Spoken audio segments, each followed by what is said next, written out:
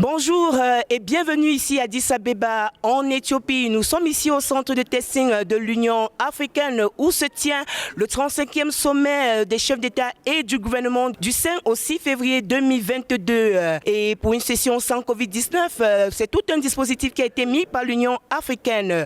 Pour parler justement de ce dispositif et de cette opération qui se tient ici au quotidien, je suis avec le Dr Diop. Dr Diop, Yaya Mohamed, est bien sûr le chef des laboratoires et chef de division des supports médicaux. Bonjour docteur. Bonjour. Alors docteur, d'entrée de jeu, est-ce que vous pouvez nous parler de cette opération ? Ok, merci de l'opportunité que vous me donnez d'expliquer très brièvement toutes les dispositions et recommandations qui ont été prises pour l'organisation efficace de ce sommet.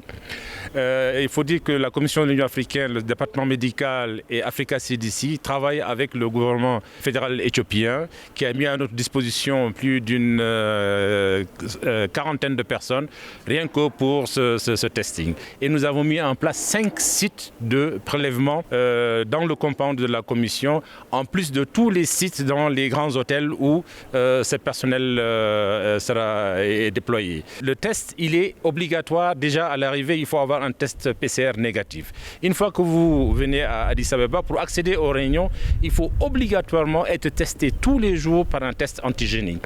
Et nous prévoyons de faire environ 2000 à 5000 tests par jour. Alors docteur, quelles sont donc les mesures qui sont prises pour ces cas testés positifs? Lorsque quelqu'un est testé positif, tout de suite nous faisons la confirmation PCR dont le résultat apparaît au bout de 2 à 4 heures de temps.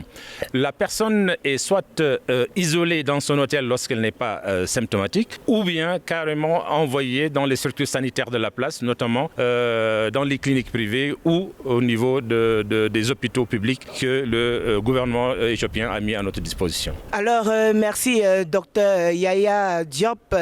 Vous êtes justement le chef des laboratoires et chef de division des supports médicaux de l'Union africaine. Merci pour ces précisions sur le dispositif sanitaire qui a été mis en place ici pour lutter contre la Covid-19.